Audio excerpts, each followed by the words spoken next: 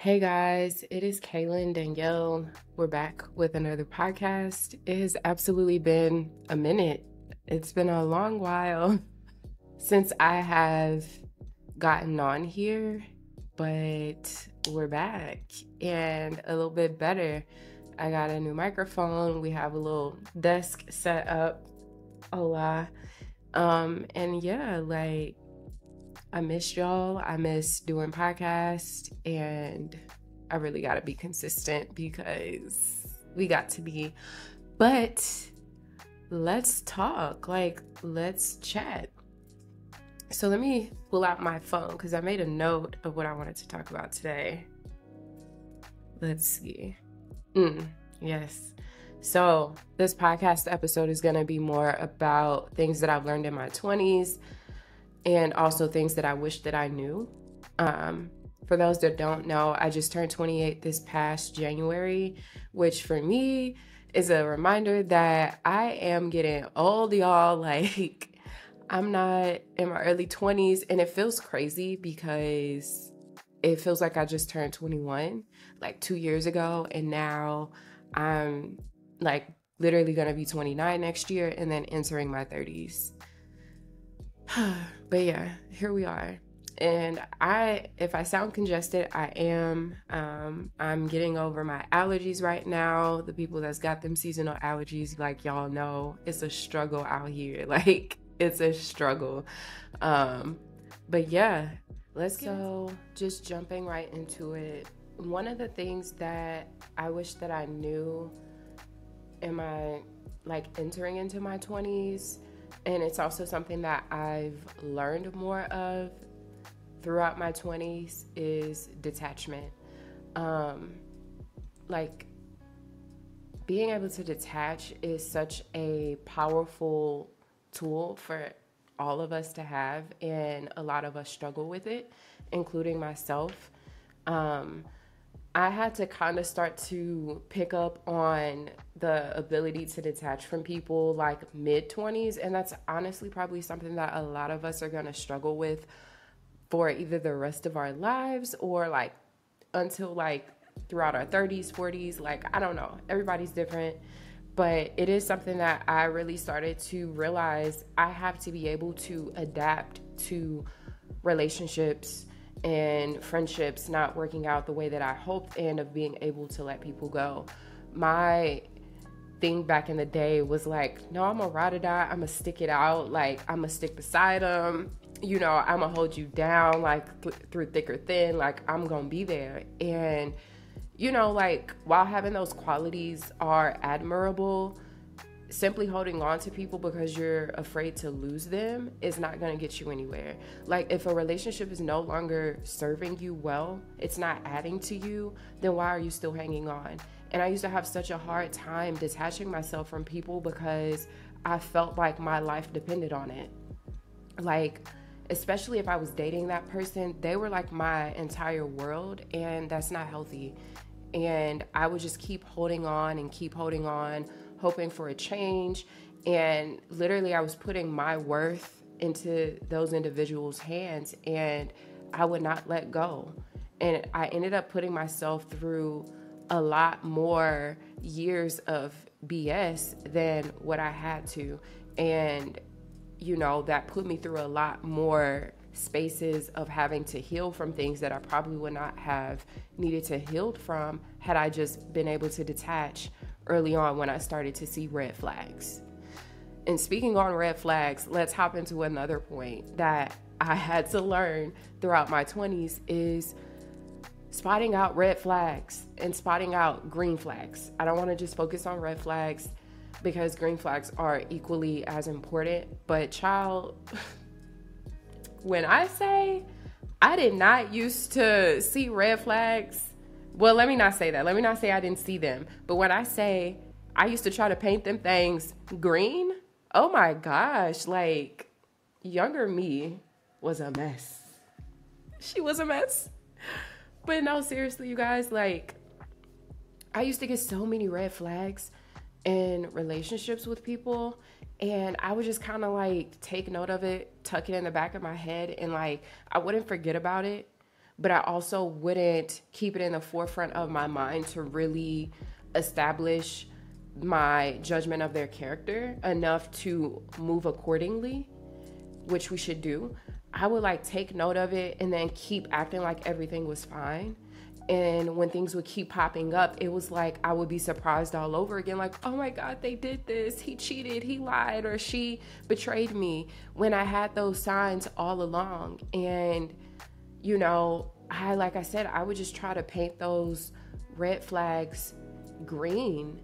And that kind of goes back to me, like, not trusting my intuition enough. And when I say, like, if your gut is telling you something, trust her. Like, she is telling you something for a reason. And I will say, just because your instinct or your gut is telling you something, it doesn't always mean that that person is doing something. But sometimes it could be triggering itself because it's you that needs to do some inner work. You know, you might have fears coming up, or your instinct is arising because you have some things that are unresolved within yourself. But in relationships, if you've noticed something is off and you've been picking up on these red flags and your gut is starting to keep sending off alarm bells, it's probably something off. Like, stop ignoring it. You cannot continue to keep painting flags green and then wondering why things are going wrong. Like, God, universe, or whoever you choose to believe in will continue to throw these signs your way until you see it, you are willing to accept it and move accordingly. But if you're going to continue to ignore them, you're going to just keep getting red flag after red flag. And we got to be adult enough, y'all, and mature enough to notice that and take heed to it and move aside. Like, you could really start blocking your own blessings by trying to hold on to stuff that does not serve you, which goes back to my point about the whole detachment. Okay. The next thing that I want to talk about, and I feel like the stuff kind of segues into each other, is self-worth. I had no idea what self-worth was when I was like 18, let alone being 21. Like, I didn't grow up hearing about like self-love and like loving yourself and appreciating yourself. Like, my mother always told me how pretty I was and how cute I was, and she always made sure I was dressed nicely, hair was done, all of that. And so I knew that I looked cute, I knew that I looked good. And it took for me getting into like toxic relationships before my mom started to kind of elaborate to me, you have to love yourself more. You have to see your self-worth. You should not feel inferior to anybody. And that's a piece of advice that has stuck with me since I want to say 18 or 19 years old. But I didn't grow up hearing that stuff. So throughout my 20s, I have had to really sit back and understand what self-worth is. And I've had to really like feed into that, because without feeding into my self-worth, I was just going to continue to spiral into a space of allowing people that do not deserve me to keep having me. I was going to continue to allow myself to keep thinking less of myself. I was going to keep myself in a space of allowing people to keep manipulating me or to keep using me and getting over on me. Like, I was going to continue to allow myself to just be less than what I was. And I had to really realize that I do deserve all good things that come to me. I do deserve great things in this world. I do deserve to feel love within. I do deserve to feel great about myself and think highly of myself. And most importantly, I do deserve to surround myself with people that think and feel and believe the same, you know? And back when I was in high school, like, I had friends that, I'm not going to say that they didn't care about me, but I looking back, I had friends that didn't love themselves. And because of them not loving themselves, they would sometimes push that off onto me in a way where it would come off as jealousy or hate or that mean girl energy that a lot of us have dealt with in high school. And you start to kind of become what you're surrounded by. And then us as teenagers, we're all ignorant. So we just start developing these tendencies as well. And now that I'm like 28, I'm like, wow, like I've come so far, but being able to really sit back and understand my self-worth, and I'm still learning. I'm very much still learning. Like, I'm not going to sit here and say that I'm there yet, but I've made it through the trenches of a lot of things. And just being able to really sit back and understand my self-worth has put me in a position where I can say that I'm proud of who I am today. I have grown a lot. I admire a lot of things that I've developed about myself, and I know that I still have so much more to give and be and become, and I'm just grateful for that. And I hope that everybody can get to that point, or it continues to work to get to that point. What else do I have on my notes? Ooh, this is a good one. Something else that I wish I knew before entering my 20s, was that y'all don't come for me, but you do not have to go to college to be successful. You do not have to go to college to be successful. Y'all, I feel like going to college is a ripoff. I feel like it's a ripoff. I'm not knocking anybody that went to school. I went to school. I got my degree in criminal justice, but it is a ripoff. And I say that because I do not feel like these schools truly set up everybody to come out and get a job in their field. Y'all are giving us the academics. Y'all give us, some people, the credentials. And sometimes y'all might put people in a good path. And some people do actually come out. But a lot of times, people come out of school and they don't have a job, let alone have a job in their field. And the school didn't do a great job of preparing them for their next step. And I feel like it's a ripoff. I have seen over the past few years so many people way younger than me doing so many other things, being entrepreneurs, being content creators, being a freelancer, doing what they want to do, and are making like over 6 figures a year from it, and are totally successful in it. And it inspires me because I've grown up thinking like I have to come out of school and get a traditional job. And I think a lot of us were raised that way. Or we feel like, oh my God, I'm a failure because I didn't come out of school and get a job in my field. Like, technically, I should have come out and been working in the police force or been a lawyer or something, and I didn't. And I really started to realize that after I graduated, I'm like, I really don't have a passion to do that anyways. I only took up criminal justice because it was a mere interest for me at that time, and it was something deemed as reliable to do if I were to need a job not need a job, but it was something reliable job-wise when I got out of school. And it wasn't something that I was passionate about. What I was passionate about was being a creator, was dancing and singing and being more into my artsy side. Like, I've always done that since I was a kid. And I've always liked to draw. I've always liked to create. I used to write stories. Like, I love writing. So, like, if you look at me now, I've dabbled in so many different things. Like, I have a blog. I have a YouTube channel. I like to create my TikToks. I'm sitting here making this podcast. I like to take photos and catch beautiful things. I like to still sing. I love to dance. Like, that's just me. And I've always been that way. And it's like, if a lot of people are thrown off when I'm like, yeah, I have a degree in criminal justice, but I don't use it. They're like, how? Like, that's not even who you are. But I did it because I felt like it was reliable, because I grew up hearing you got to go to school, get your degree, and get a job. Like, nobody in my family was taught, like, be whatever you want to be. Like, when I would tell like some of my family, like, yeah, I would love to be a professional dancer, because that was my dream, y'all. I wanted to go be on stage with Beyonce, hitting it, period. And I would get told, well, like, that's not gonna pay the bills. Like, that's only gonna last for so long. And that somewhat took my fire away from dance, and it's like, y'all, like, go to school if you want to go to school. But when you really think about the loans that you take out unless you just got money like that to go to school. But when you think about the debt that you start accruing just from going to school to not even come out and use that degree, it's like, what? And this is the other kicker. I started like working when I was 18, and throughout my years of work, it's been 10 years of me working.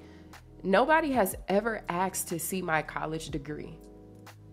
Nobody has ever asked to see my college degree.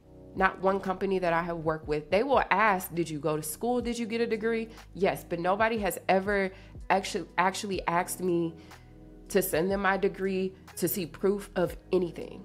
And some companies will do that. Don't get me wrong, but a lot of them don't.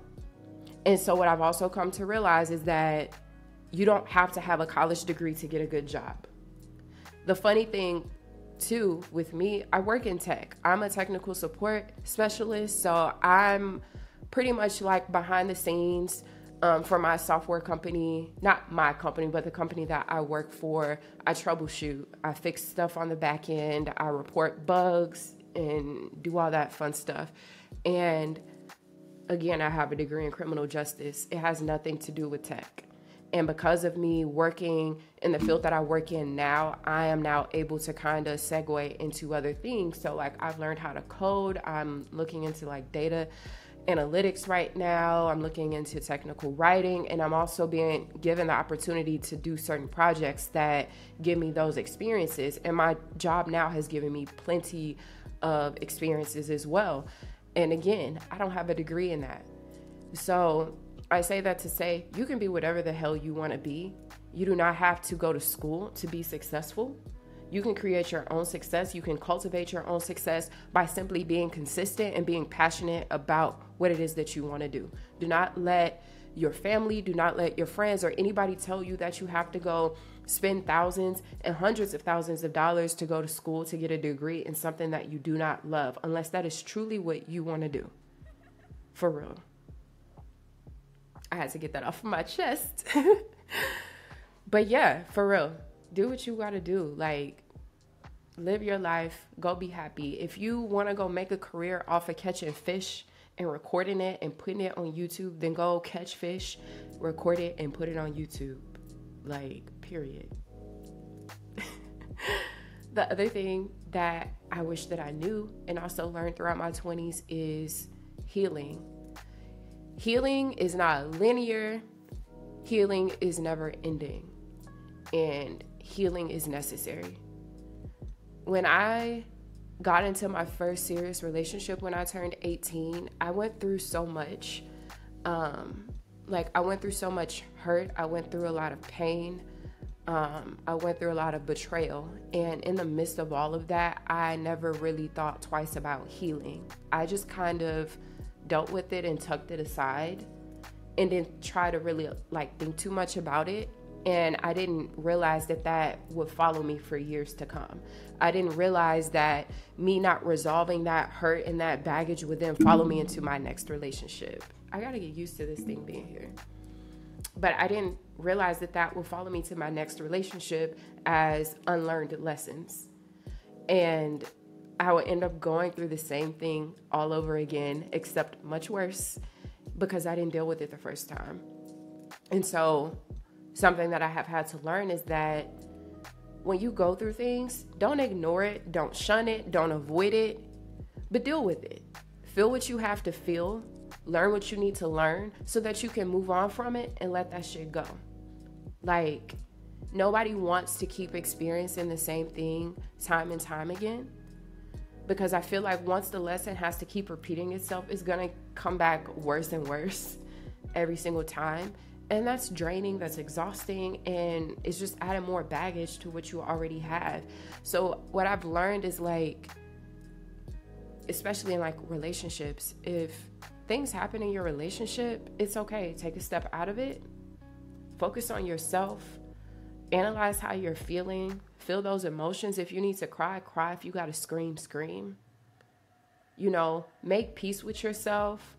Evaluate not only what was wrong in the relationship on your partner's behalf, but look at you. Look at what you could have done better. Look at what you might have done wrong. You know, take accountability for your wrongs in that relationship and see where you could have improved. You know, be accountable for you. Because I think a lot of times in relationships, we oftentimes want to blame the other person for why things didn't work out. But then when we really take the time to reflect, we're like, dang, I could have handled that better. Or I could have done this differently. Like for me, in my past relationships, one of the things that I realized that I lacked was really owning my emotions. I tended to victimize myself a lot, despite the fact that I technically was a victim from, you know, being lied to and cheated on and all these other things. But I allowed myself to stay in that situation when I didn't have to. Nobody forced me there. I stayed because that's what I chose to do. And it's like, how can I blame someone else for constantly mistreating me when I'm allowing that on myself? And I had to learn that, girl, you don't have to tolerate anything that you don't want to tolerate. And that if you choose to keep dealing with something, then that's a you thing. That's a problem of your own, not that person's. Now, it's their issue that they're deciding to treat you how they're treating you. But if you're choosing to keep tolerating stuff, then that's your own problem. And that's where I had to sit back and think about, well, why am I tolerating these behaviors? What am I lacking in myself that I'm choosing to stay somewhere where I feel unloved and betrayed all the time? You know, so you do have to be accountable of yourself so that you can heal from it. And I feel like that leads you into much, much deeper things that we oftentimes don't realize that we need to look into. And I think, like, especially nowadays, we hear like healing our inner child and like reparenting ourselves. And that's for real. Like, we carry a lot of stuff from our childhood that dictates how we act and behave on a day-to-day, and we don't even realize it. And it takes going through these failed relationships or these failed friendships with friends, family, and significant others for us to really sit back and look deeper into ourselves to heal. And I won't say that you have to be 100% healed to have good relationships, because I feel like healing is ongoing. Like, we're never not going to be going through stuff. Like, that's just life. But it's important to be able to sit back, reflect, and learn, and then grow from it. Like, you have to. We have to. I know it's hard. I know we don't want to do that, but you gotta do it if you want to be the best that you can be. I'm gonna leave it on that part, y'all. And then the last thing that I will touch on is change.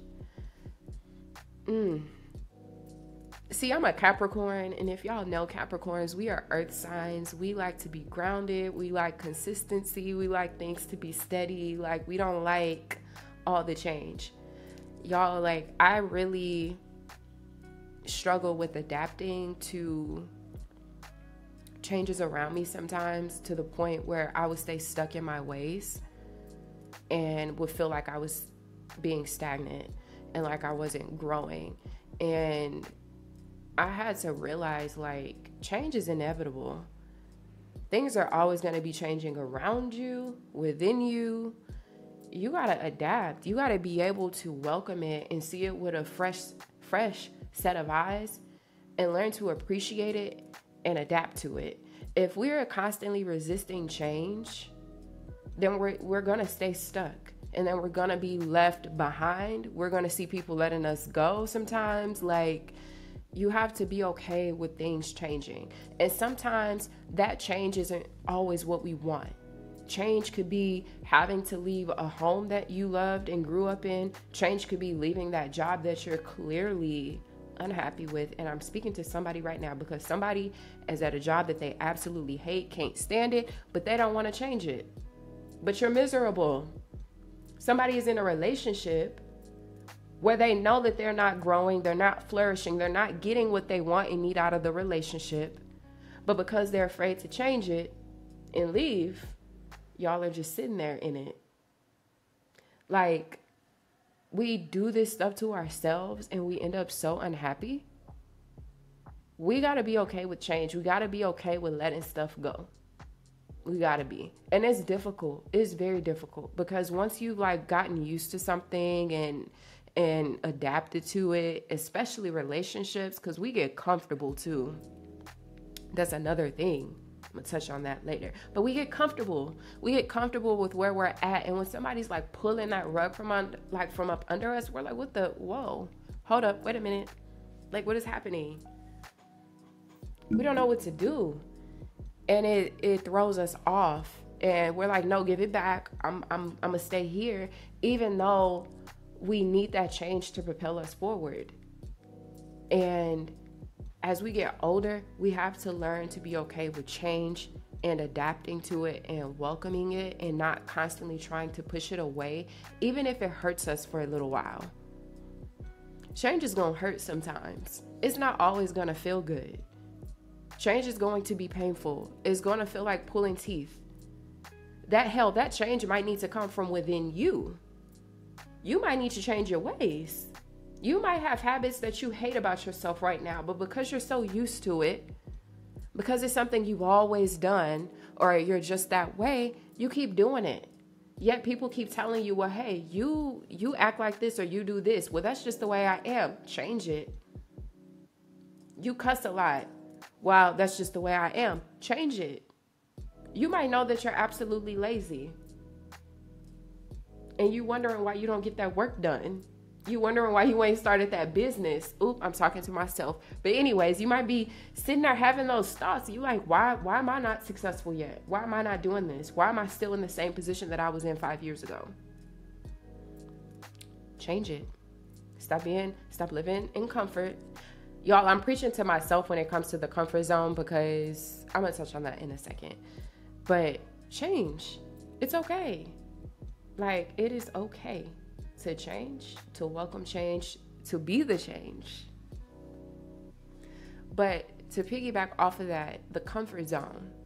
Woo, baby. This has by far been like my biggest struggle is my comfort.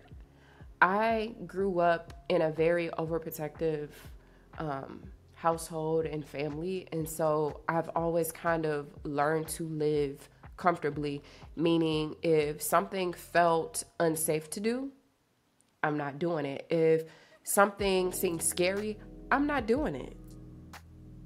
And I feel like I've allowed that to cultivate in other areas of my life where if something seems too scary for me to do, whether it's me taking a leap of faith and pursuing a project that I want to do or whatever, I'm like, I'm not doing it. It's safer back here. And it held me back in so many areas. And I'm not going to say that I live with regrets, but there's so much more that I could have done that I didn't do because I was afraid. I mean, this podcast, for example, is one, and just being entirely transparent. I started this podcast because I felt like I had a message to put out. I felt like I was going through things that I wanted to share, and I felt like I would be able to connect with other people through that. And very quickly, I realized, wait, I could get followers on here. I can monetize off of this podcast. And I mean, who don't want the bag? And very quickly, I scared myself because I'm like, well, I might not be successful enough on here to ever get those followers or to get to that bag to where I would just quit and I would just withdraw from it and not do it, even though I would have all these ideas. And the same thing with my YouTube. I started up a YouTube because I'm like, I would love to just show my life day to day and to speak to people and relate. And then through that, I realized I really enjoy putting these videos together and editing the videos and uploading them and all of that. And same thing. I'm like, oh, well, what if I don't get the followers? Fear. And I would allow that to talk me out of doing so many things. And I would just hold myself back. And to the point where I'm like, damn, like I should have done that or I could have done that. And it would feel like I wasn't stepping into like my fullest potential. And so I'm saying this to say, get out of your comfort zone. There are so many things out there waiting for you beyond your comfort zone. And I've been learning that more and more as I've gotten older and more over the past couple of years. And I've seen so much growth in myself, but I've also seen things that I never saw before from doing that. I've stepped into doing different things that I didn't really think that I would because I stepped out of my comfort zone. Like, I moved out to Boston 2 years ago. And if you had asked me would I have ever imagined moving to the East Coast for a job, hell no. But I did, and I'm grateful. I didn't like Boston. I didn't feel like Boston was for me, but that's a key and core memory that I will carry for the rest of my life, is being able to say that I lived on the East Coast for a year. I experienced this whole different place, you know, outside of living at home in St. Louis, Missouri. And I still don't plan on stopping here. I went to Europe for the first time last year, completely out of my comfort zone, because again, fear. I feel like there's so much going on in these other countries, especially, you know, the stuff that was going on in Ukraine and, you know, all these riots and wars and stuff. And in my head, I'm like, what if I don't make it back from Europe and come home? I'm living in fear. But I didn't let that hinder me from going over there, and going to Europe by far was the best thing I've ever done. Like, younger me would be so proud. I went to Switzerland, y'all, like, and it was beautiful. It was the most beautiful thing I've ever seen. Like, we were hiking next to cows and goats and stuff. Like, and it's just amazing because, like, even when I posted my photos and videos and stuff, people were just like, oh my God, like, that's amazing. I would love to go there. And I just have to sit back and realize, like, a lot of people haven't even stepped foot out of this country out of fear. And we can't keep living like that. Like, life is too short. Like, if y'all don't know by now, life is short. It's not promised. And we have to be okay with getting out of our comfort zone and doing things that feel scary in the moment. There's this quote where it's like, on the other side of fear is growth. And I truly do believe that, because the things that you are truly afraid to, like, step into or invest in is where you're really going to start to see your growth and you stepping into you. I also read more recently that on the other side of discomfort is where you really will start to find yourself, because you really do get the opportunity to start pursuing things that you really want to do when fear is not a factor into it, when comfort is not a factor into it. You have to be uncomfortable sometimes to get to where you want to be. And hell, that's why I'm on here making this podcast right now, because I've been like, I really want to do this podcast. I really want to continue putting my word out and connecting to people. And I'm like, you know, probably won't be successful, but now I'm kind of like, screw it. Like, this is what I want to do. I'm going to do it. And shit, like, I've been enjoying making this podcast for the past 31 minutes. And if anybody does even relate to this, I'm grateful for you. Thank you, you know. And it's just a reminder, get out of your damn comfort zone. Go do what makes you happy. Go do what you want to do. Go be who you want to be. Like, because you're capable of it. Like, nothing out here is just going to be handed to you. You have to go get it for yourself and be consistent about it and mean it and just go do it. But I think that's it, y'all. Like, I feel like I've been rambling, and I have, but I hope that something I said resonated with somebody. And yeah, I really wanted to get on here and do this because I'm like, I am about to be 30 soon, and it's just kind of nice to reflect on my life lessons throughout the years. And there's probably so much more, like maybe I can do a part 2 at some time, but it's nice to just reflect and really see the growth and really look at how far I have come throughout the years, and also look forward to where I'm going in the upcoming years. So I hope that you guys enjoyed this. I hope that people relate.